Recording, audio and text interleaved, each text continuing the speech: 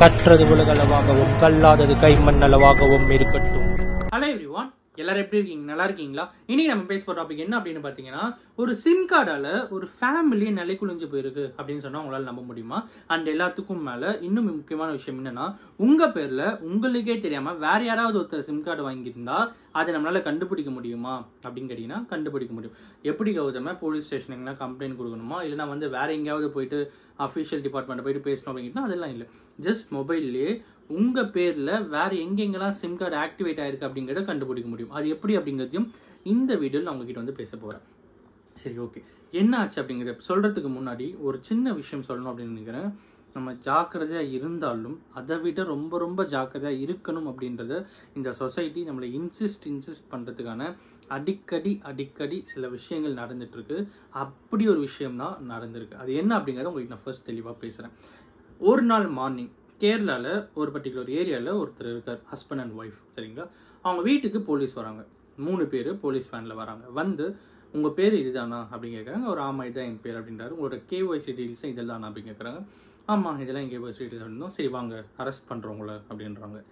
யோசிச்சு பாருங்க, மார்னிங் கேஷுவலான ஒரு டே, திடீர்னு ஒரு 3 போலீஸ் ஆஃபீஸர் சைபர் கிரைம்லேருந்து வராங்க. வந்து நாங்கள் உங்களை அரெஸ்ட் பண்ண போகிறோம், உங்கள் கேஒய்சி இது தானே, உங்களோட நேம் இது தானே, உங்களோட ஒய்ஃப் நேம் இது தானேன்னு சொல்லிட்டு அரெஸ்ட் பண்ணுறாங்க. அரெஸ்ட் பண்ணி அவங்கள அந்த பர்டிகுலர் ரீஜனில் மட்டும் அரெஸ்ட் பண்ணாமல் அவங்கள அங்கே அரெஸ்ட் பண்ணிவிட்டு அங்கேருந்து ஹைதராபாத்தில் இருக்கிற ஒரு போலீஸ் ஸ்டேஷனுக்கு அவங்கள மாற்றி விடுறாங்க. ஓகேங்களா? இங்கே இருக்கிறவங்க அங்கே இருக்கிறவங்கள இன்சார்ஜ் எடுத்துக்கிட்டு அவங்க கஸ்டடி எடுக்கிறாங்க. ஸோ அதுக்கப்புறம் ஹைதராபாத்தில் இருக்கிற போலீஸ் அரெஸ்ட் பண்ணிவிட்டு அவரை அந்த வீட்டில் இருக்கிற அந்த ஹஸ்பண்ட் அண்ட் ஒய்ஃபில் ஹஸ்பண்டை மட்டும் அரெஸ்ட் பண்ணி கூப்பிட்டு போயிடுறாங்க. ஃபேமிலியில் யாருக்கும் என்ன பண்ணுறதுனே தெரியல, என்னடா ஆச்சு, என்ன பிரச்சனை எதுவுமே தெரியலன்னு சொல்லிட்டு எல்லாருமே பிளைண்டாக இருக்காங்க. அந்த டைமில் தான் என்ன ஆகுது அப்படின்னு பார்த்தீங்கன்னா, போலீஸ் ஆஃபீஸர்ஸ் இந்த மாதிரி ஒரு கேஸ் இருக்குது, நீங்கள் 24 லட்சம் ஒருத்தர் ஏமாற்றிட்டீங்க அப்படிங்கிறாங்க. நார்மலாக விடியற் காலையில் எழுந்து நார்மல் கேஷுவல் டேவாக ஸ்டார்ட் ஆகும்போது திடீர்னு 3 போலீஸ் ஆஃபீஸர் உங்களை அரெஸ்ட் பண்ணி நீங்கள் 24 லட்சம் ஏமாத்திட்டீங்க அப்படின்னு சொல்லி அவர்கிட்ட சொல்லும்போது அவரோட மனநிலை எப்படி இருக்குன்னு சொல்லி யோசிச்சு பாருங்களேன். இன்ஃபேக்ட் அவர் அந்த தப்பை பண்ணவே இல்லை. ஓகேங்களா? என்ன ஆச்சு அப்படிங்கிறத பார்ப்போம். ஹைதராபாத்தில் ஒருத்தர் இருக்கார். ஸோ இங்கே இந்த இன்சிடென்ட் நடந்துருச்சு.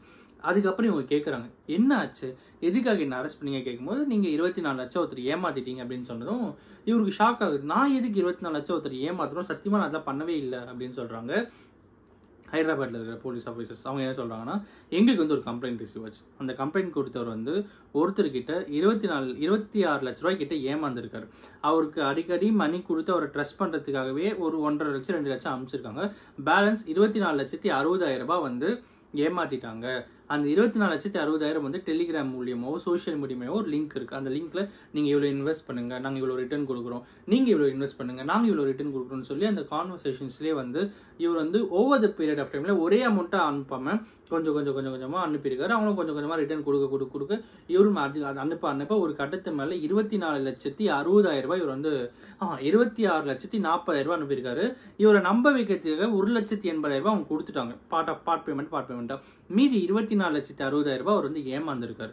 அது ஏமாந்ததுக்கு அப்புறம் கம்ப்ளைண்ட் கொடுக்குறாரு. இந்த மாதிரி நான் இப்படிதான் கம்ப்ளைண்ட் பண்ணேன், இதுதான் ஃபர்ஸ்ட் கேஸ் அப்படின்னு சொல்லி ரெஜிஸ்டர் ஆகுது. இதுக்கப்புறம் போலீஸ் இன்வெஸ்டிகேட் பண்றாங்க. யார் அவங்க, எந்த பேங்க் அக்கௌண்ட் டிரான்ஸ்ஃபர் ஆச்சு அப்படின்ட்டு பார்க்கும்போது கேரளாவில் இருக்கிற ஒரு பர்டிகுலர் ஃபேம், ஒரு பார்ட்னர்ஷிப் ஃபேமுடைய பேங்க் அக்கௌண்ட்டுக்கு அந்த அமௌண்ட் டிரான்ஸ்ஃபர் ஆயிருக்கு. அந்த பேங்க் அக்கௌண்ட் 2 பேர் மெயின்டைன் பண்ணிட்டு இருக்காங்க. ஓகேங்களா? இது இன்னொரு ட்விஸ்ட் என்னன்னா, இவருடைய கேஒய்சி டீடைல்ஸ் எதுக்கு இவர் அரெஸ்ட் பண்ணாங்கன்னா, இவர் 2019 ஒரு மொபைல் நம்பர் யூஸ் பண்ணிட்டு இருந்திருக்காரு. அந்த மொபைல் நம்பரை வச்சுதான் இந்த பேங்க் அக்கௌண்ட்டை ஓப்பன் பண்ணியிருக்காங்க அப்படிங்கிறத கண்டுபிடிக்கிறாங்க. பேங்க் அக்கௌண்ட்டுக்கு ஒரு மெயில் ஐடி கொடுத்துருப்பாங்க. அந்த மெயில் ஐடிக்கும் இந்த மொபைல் நம்பர் தான் யூஸ் ஆயிருக்கு அப்படிங்கிறதையும் கண்டுபிடிக்கிறாங்க. ஸோ இந்த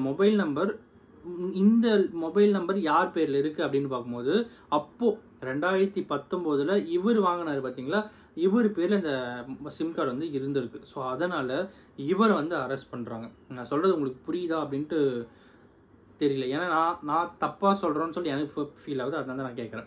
என்ன அப்படின்னு பார்த்தீங்கன்னா, அரெஸ்ட் பண்றாங்க. எதுக்கு அரெஸ்ட் பண்றாங்க? ஒருத்தர் கேஸ் கொடுக்குறாரு. கேஸ் கொடுக்கும்போது எந்த பேங்க் அக்கௌண்ட் போச்சுன்னு பார்க்குறாங்க. அந்த பேங்க் அக்கௌண்ட்ல மெயில் ஐடி மொபைல் நம்பர் என்ன இருக்குன்னு பார்க்குறாங்க. அந்த மொபைல் நம்பரும் அவரோட மெயில் ஐடி, அந்த பேங்க் அக்கௌண்ட் ஒரு மெயில் ஐடி இருக்கும்ல, அந்த மெயில் ஐடிக்கு ரெஜிஸ்டர் பண்ணிக்கிற மொபைல் நம்பர், இதெல்லாம் பார்க்கும்போது ஒரு மொபைல் நம்பர் இருக்கு. இந்த மொபைல் நம்பர் யார் பேர்ல இருக்குன்னு பார்த்தீங்கன்னா, இங்க நார்மலா டே ஒருத்தர் ஸ்பெண்ட் பண்ணிட்டு இருந்தார்ல அவர் பேர்ல இருக்கு. பார்த்தது இவருக்கு வந்து ரொம்ப ஷாக் ஆயிடுது.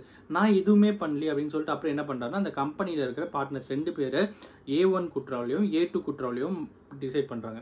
3வது வந்து இவரை வந்து அட்டாச் பண்ணுறாங்க A3 குற்றவாளியா. 4வதா இவங்க ஒய்ஃப் ஆட் பண்ணுறாங்க. எதுக்கு அவங்க ஒய்ஃபை கௌதம் ஆட் பண்ணணும் அப்படின்னு கேட்டிங்கன்னா அந்த சிம் கார்டை இவர் பேரில் இவர் வாங்கிட்டு அவங்க ஒய்ஃபை வந்து யூஸ் பண்ண சொல்லியிருக்காரு. ஸோ A4 குற்றவாளி அவங்கள வந்து ஆட் பண்ணுறாங்க. ஸோ அதுக்கப்புறம் இவர் அரெஸ்ட் பண்ணுறாங்க. இவர் அரெஸ்ட் பண்ண அப்புறம் என்ன ஆகுது அப்படின்னு பார்த்தீங்கன்னா கோர்ட் கேஸ்க்கு போகுது. அதுக்கப்புறம் இப்போ வந்து பெயில் வாங்கிட்டு வெளியே வந்திருக்காரு. 3 நாள் உள்ளே இருந்துட்டு பெயில் வாங்கிட்டு வெளியே வந்திருக்காரு.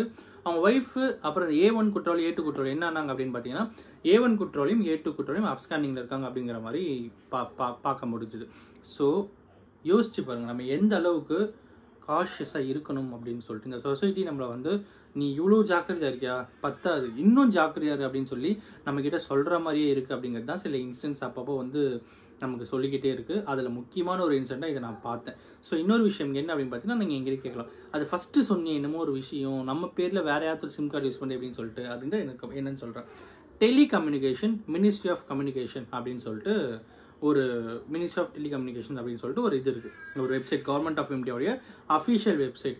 அதில் போனீங்கன்னா T for Tamil Nadu, TAFCOP, P for Punjab, ஓகேங்களா, TAFCOP அப்படிங்கிற ஒரு வெப்சைட் இருக்குது. அந்த வெப்சைட்டில் போனீங்கன்னா ஸ்க்ரோல் டவுன் பண்ணிங்கன்னா கீழே உங்களோட மொபைல் நம்பர் கேட்கும், கேப்டாச்சா கேட்கும், அப்புறம் OTP கேட்கும். உங்களோட மொபைல் நம்பர் நீங்கள் யூஸ் பண்ணுற மொபைல் நம்பர் போட்டு கேப்டாச்சா போட்டிங்கன்னா OTP ஜென்ரேட் ஆகும். அந்த OTP போட்டு உள்ளே போனீங்கன்னா உங்கள் பேரில் என்னென்ன சிம் கார்ட்ஸ் இருக்குது, என்னென்ன மொபைல் நம்பர்ஸ் இருக்குன்னு சொல்லிட்டு அதிலே வந்துடும். இஃப் இன்கேஸ் அது ஏதாவது மொபைல் நம்பர் உங்களுக்கு இல்லை அப்படிங்கிற பட்சத்தில் தயவு செஞ்சு இட் இஸ் நாட் மைன் அப்படிங்கிற மாதிரி ஒரு ஆப்ஷன் இருக்கும். அந்த ஆப்ஷனை கொடுத்து அதை வந்து உங்களுக்கு இல்லை அப்படிங்கிறத கேன்சல் பண்ணிடுங்க. அந்த சிம் கார்டை கேன்சல் பண்ணிடுங்க. அண்ட் எல்லாத்துக்கும் மேலே அது எந்த நெட்வொர்க்கில் இருக்குன்னு பார்த்துட்டு அந்த பர்டிகுலர் ஆஃபீஸ்லையும் போயிட்டு இது என்னோட சிம் கார்டு இல்லை அப்படிங்கிறத கேன்சல் பண்ணிடுங்க. By safer zone cyber crime police ஸ்டேஷன்லையும் உங்களுக்கு தெரிஞ்சவங்க இருக்காங்க, இல்லைன்னா சைபர் கிரைம் போலீஸ் ஸ்டேஷன்லையும் போயிட்டு இந்த மாதிரி என் பேரில் எனக்கே தெரியாமல் ஒரு சிம் கார்டு ஓப்பன் ஆயிருக்கு, இதை நான் கேன்சல் பண்ணியிருக்கேன், இதை அவங்ககிட்ட இன்ஃபார்ம் பண்ணலான்னு வந்தேன் அப்படின்ட்டு அவங்ககிட்டயும் ஒரு வார்த்தை சொல்கிறது ரொம்பவே நல்ல விஷயமா இருக்கும் அப்படிங்கிறதையும் இந்த வீடியோவில் உங்ககிட்ட பேசுறீங்க அப்படின்னு நினச்சேன். அண்ட் அஃப்கோர்ஸ் எல்லாத்துக்கும் மேலே ரொம்ப ரொம்ப ஜாக்கிரதையாக இருக்கணும் அப்படிங்கிறது வந்து இந்த வீடியோ மூலியமாக உங்ககிட்ட பேசிக்கணும் அப்படின்னு நினச்சேன். இந்த வீடியோ யாருன்னா ஒருத்தருக்கு நாலேஜ் ஷேரிங்காக இருக்கும்னு சொல்லி நான் நம்புகிறேன். Thank you so much.